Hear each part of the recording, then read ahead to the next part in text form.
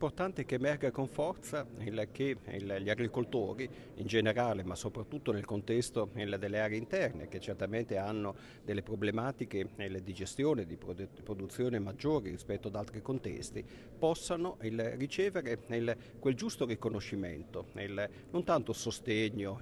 un discorso di lacizioni e monumenti, ma un giusto riconoscimento di un valore importante che svolgono sia per la produzione di eccellenze da un punto di vista agroalimentare che sono uniche e fanno grande il nostro paese a livello internazionale, ma soprattutto con costanza, perseveranza mantengono un paesaggio agrario storico, tradizionale, che è l'elemento connotante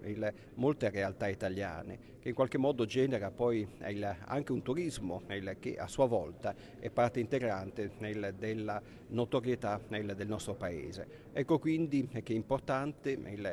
penso, spero che possa emergere anche dall'incontro di oggi, dal momento di studio, come sempre più queste realtà interne possano beneficiare, per quanto riguarda gli aspetti agronomici e culturali, di quel giusto riconoscimento economico. È già un risultato importante quanto il Ministero delle politiche agricole, della sovranità alimentare